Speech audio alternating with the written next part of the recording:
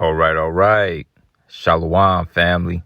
It's your brother Kanaiba coming at you once again with this video titled The Church of England Embraces Gender Neutral God. And yes, you heard that right. The Church of England embraces gender neutral God. Okay. So this particular video that I'm doing is based upon an article that I saw from End Time Headline. Okay.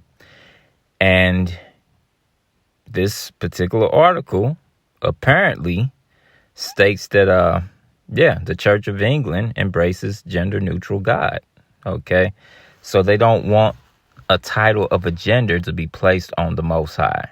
Okay. They believe that he can be both.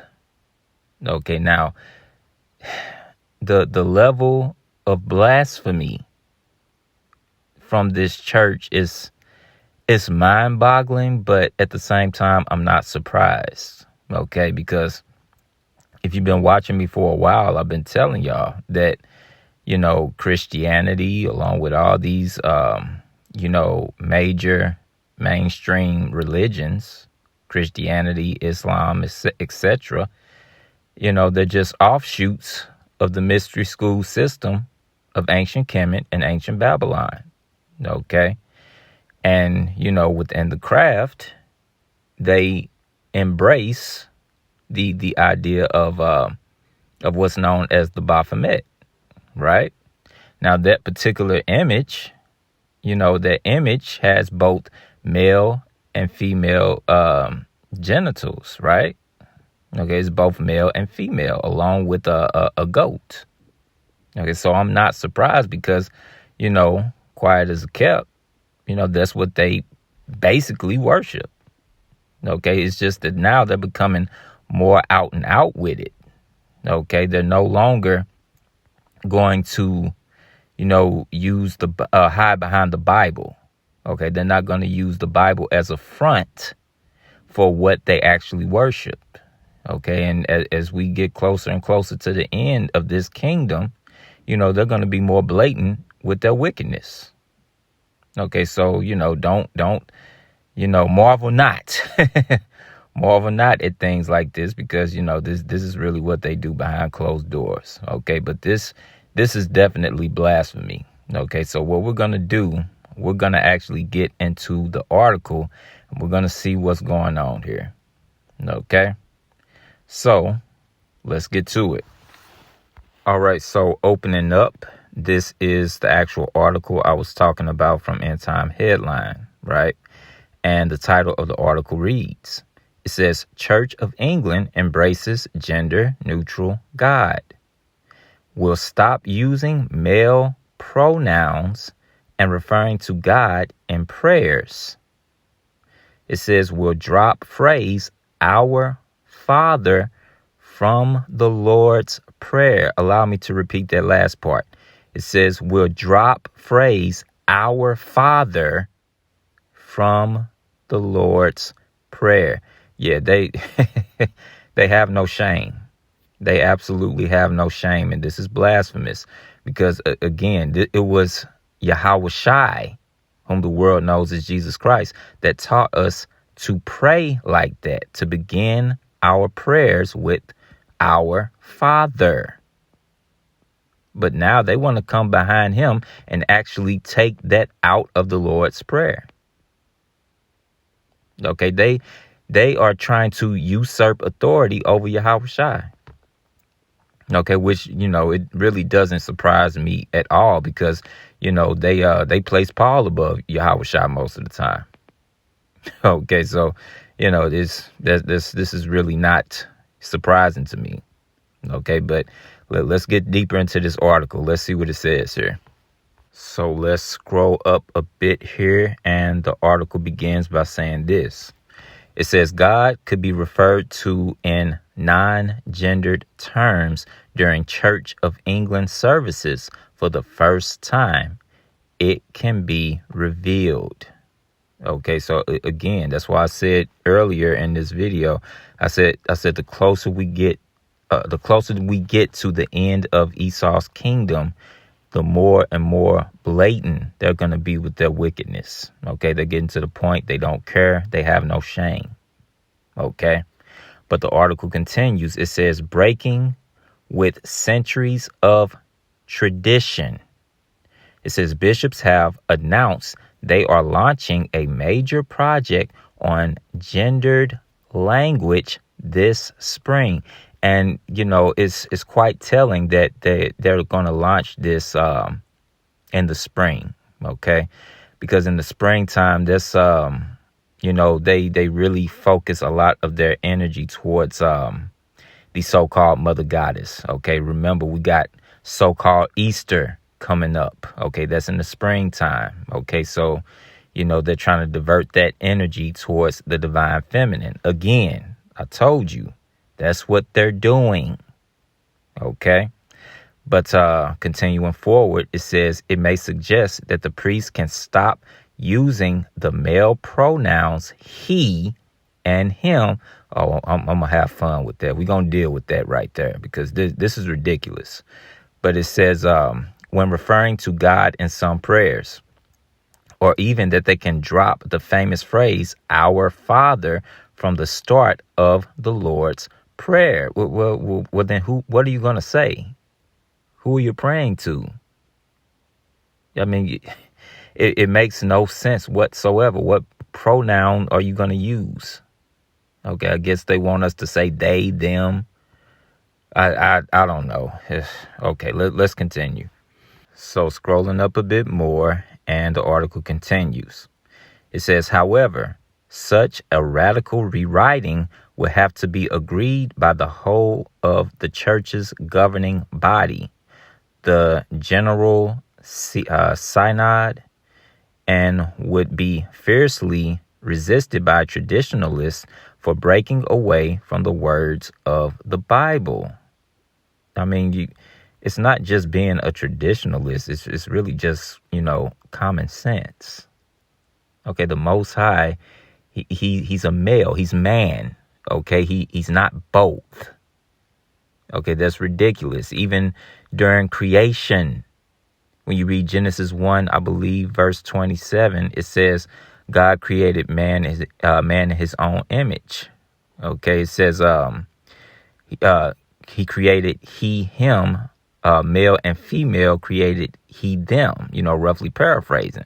He said he created male and female. Okay, he didn't create this gender neutral person that, that's just one gender. That makes no sense. If he made two separate genders, there's a separation there. Okay, he's male. He's a man. Okay, when you read, I believe it is Exodus 15:3. It says Yahweh is a man of war. Yahweh of hosts is his name. Okay, so again, this is ridiculous. The Most High is a man, not a woman, not both man and woman. Okay, but continuing forward, the article reads, it says the landmark move has been revealed today in a question presented to the committee that develops the wording used in church services, called the Liturgical Commission. Okay, so they have a whole commission that, basically says what you can and can't say in church service. Again, this just shows you they're not teaching through the Spirit. Okay, somebody actually has to approve what they can and can't say. I mean, this is ridiculous. Okay, but anyway, let's move forward. So let's scroll up a bit more. And the article continues. It says, the Reverend Joanna Stobert, a vicar in the Diocese of Guildford, Surrey, said that some clergy want to refer to God without saying he or him. It's the stupidity for me. Okay, it's the stupidity. So, All those verses I just gave proves that he's a man. Okay, but you want to take away saying he or him. But notice something. It doesn't say at all that they would have a problem with calling him she or her. It's really that they have a problem with him being a man. That's what they have a problem with. Again, it's just an attack on masculinity. Okay, but continuing forward, the article reads. It says particularly in prayers for forgiveness for sins. Okay, moving forward, it says she asked, please, could the Liturgical Commission provide an update on the steps being taken to develop more inclusive language in our authorized liturgy, and to provide more options for those who wish to use authorized. Let's scroll up a bit. And the article says the option for those who wish to use authorized liturgy and speak of God in a non-gendered way, particularly in authorized absolutions, where many of the prayers offered for use refer to God using male pronouns. So basically, they don't want to speak to the Most High in a masculine form. They want to refer to him in a non-gendered way, especially when they offer up prayers. Okay, or they, so-called offer up prayers, because they're not praying to the Most High of the Bible. Okay, but this is blatantly blasphemous. Okay, so moving forward to the next paragraph, and it reads.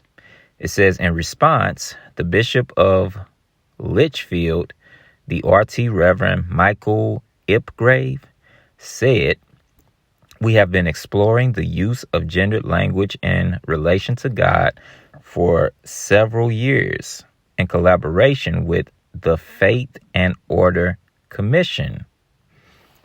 Okay, so this is something that I guess has been years in the making.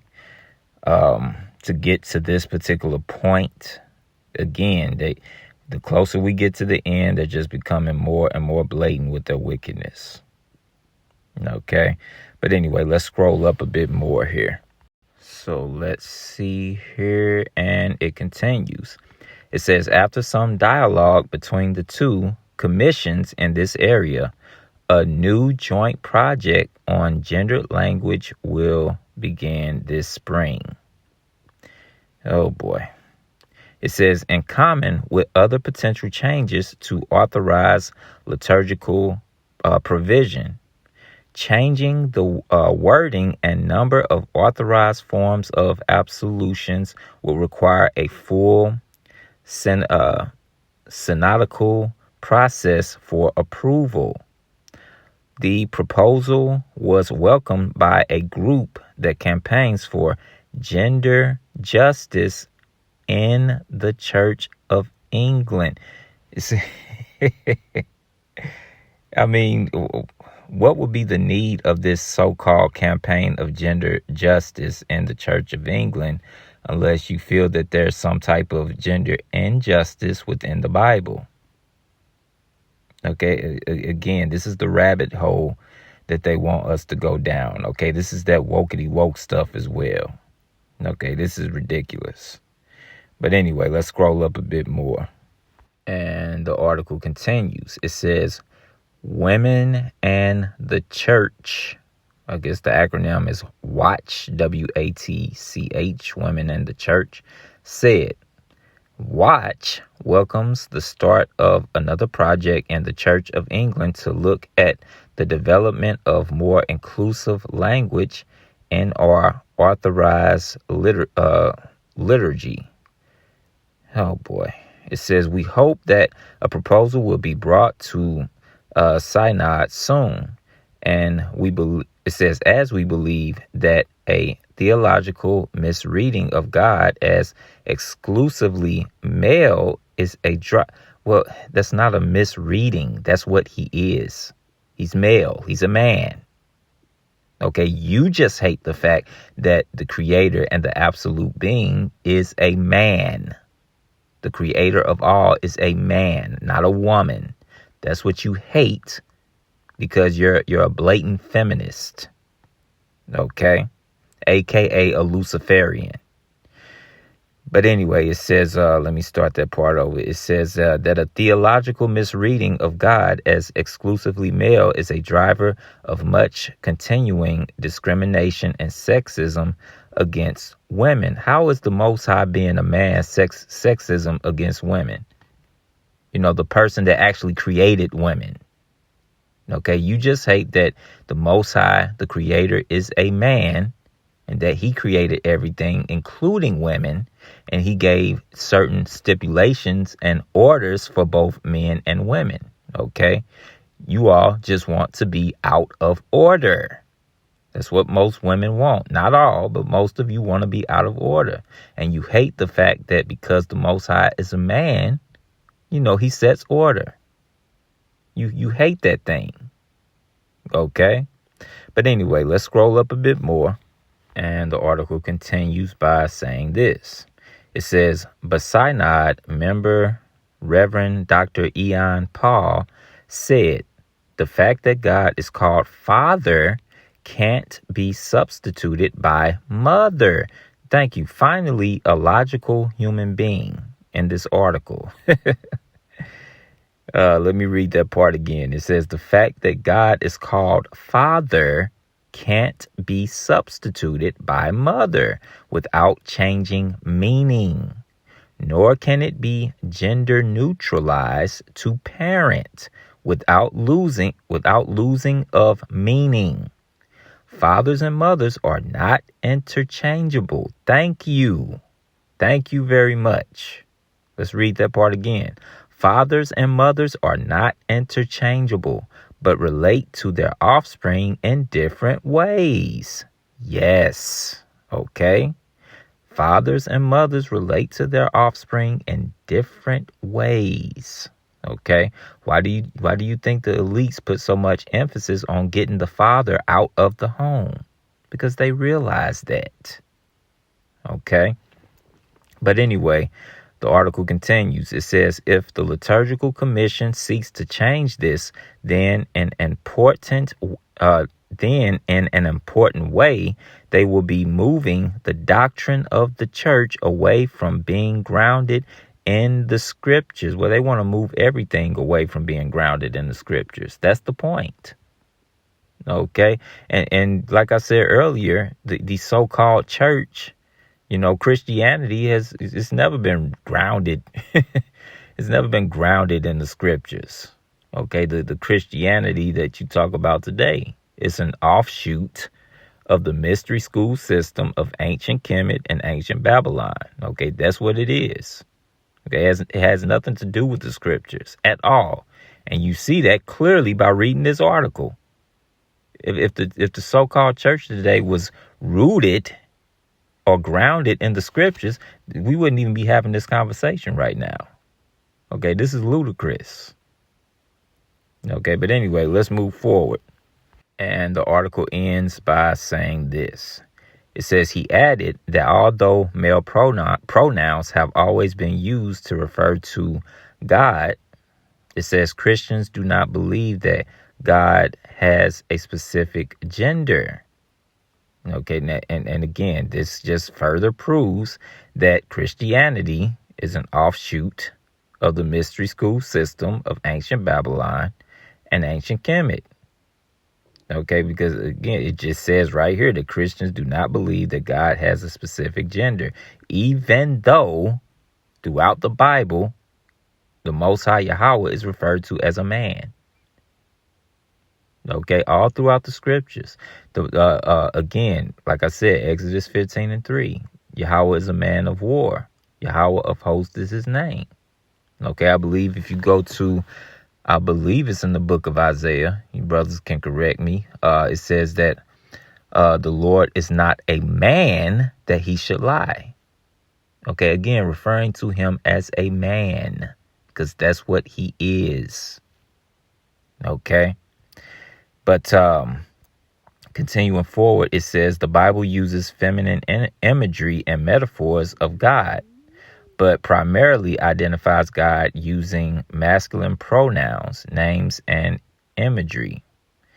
It says male and female imagery is not interchangeable, he said. And that's how the article actually ends. Okay. So, with all that being said, okay, we're going to have to get into a few things here, because this is actually ridiculous. Okay, because in order for this to fly, it's so much that they will have to do. I mean, we could cut this whole thing by simply dealing with the tetragrammaton, the Lord's name. Okay, now the word tetragrammaton, that means the four letters, which is the YHWH. Okay, and whenever you see the word Lord in all capital letters in the Bible, that means that originally the YHWH was there. It was just replaced with the word Lord. Okay, so originally the Most High's name was there. Okay, and this is very rampant throughout the Old Testament. Okay, but yeah, we can cut this just simply by dealing with the Most High's name, which is Yahweh. Okay, now what do I mean by that?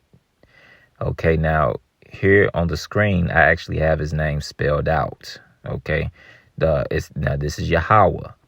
Okay, now what did they say? They said they don't want to use pronouns that are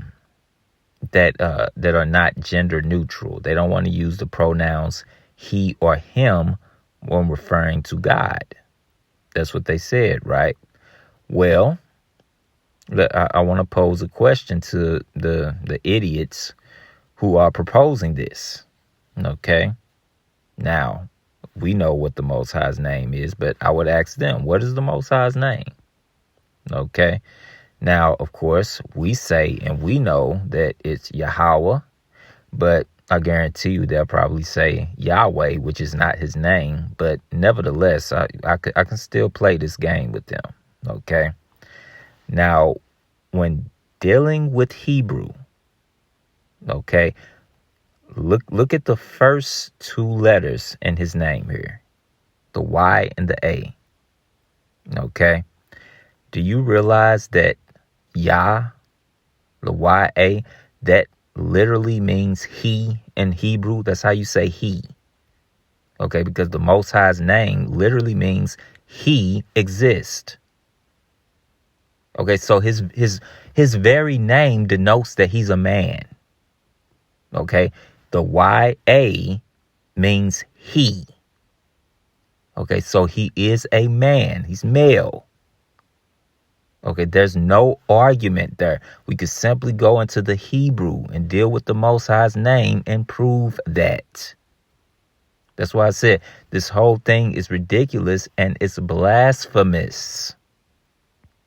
Okay?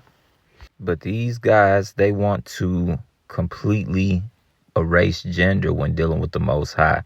So now let's have a bit more fun too. Let's actually get into the language.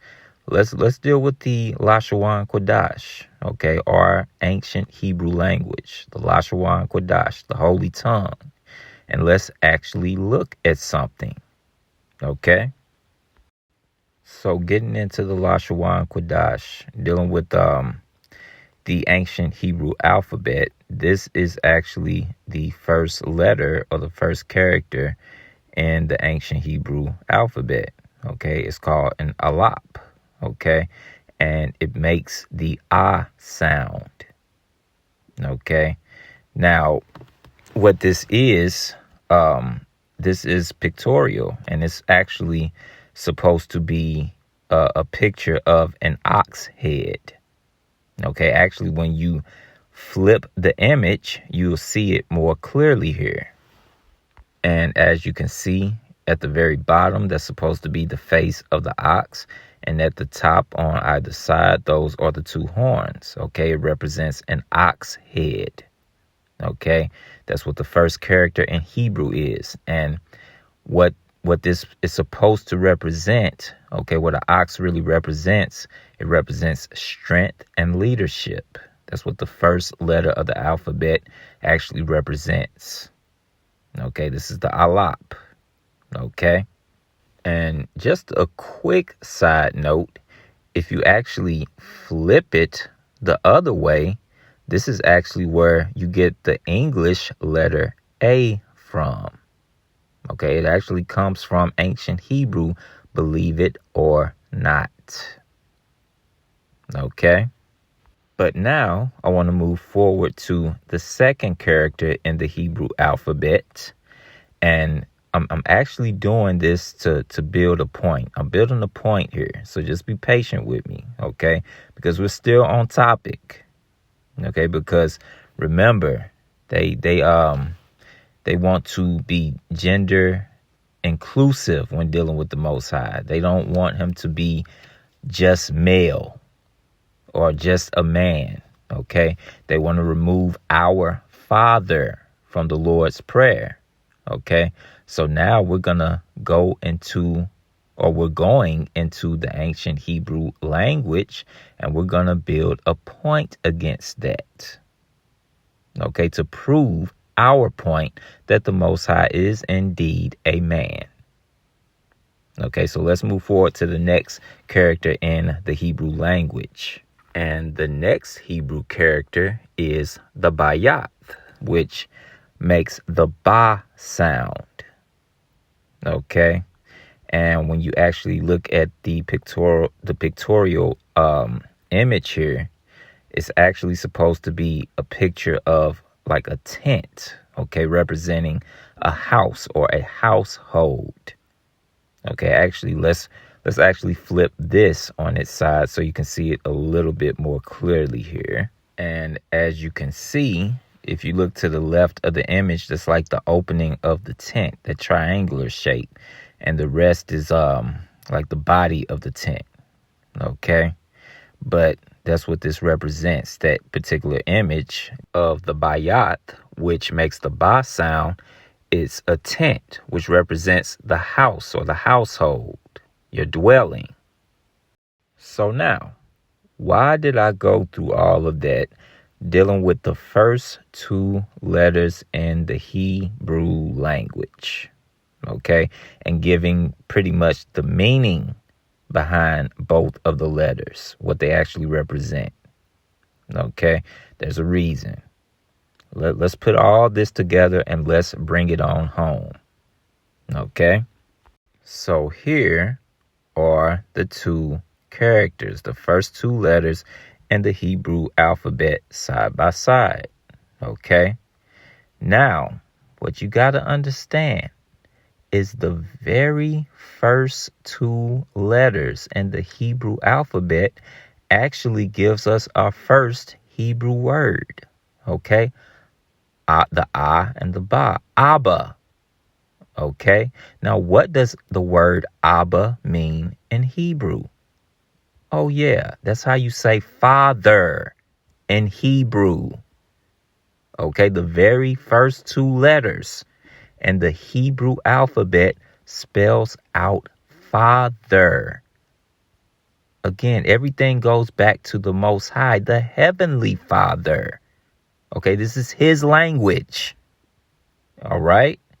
Now, let's put all this together. Now, remember, I gave you the definition or the meaning behind both of these characters. Again, the Alap, which makes the A sound, it's the ox head, which represents strength and leadership. Okay. And the second character, the Bayat, which makes the Ba sound, represents the tent or household. Okay. So now putting both of those definitions together, that actually gives us the definition of what a father is, which is the strong leader of the household. So you can't say that the Bible doesn't deal with gender roles. Okay, gender roles are very important. That's why the Most High created gender and made a separation between the two, male and female. Okay, the Most High himself is a man. Okay, he's male. Okay, he's not both male and female. He is a man. Okay. And so going back to these idiots wanting to take out the phrase our Father from the Lord's Prayer, that's stupidity. Okay, even going into the Hebrew language, the first two characters gives us the word Father. Okay, so how can you take that out of the Lord's Prayer?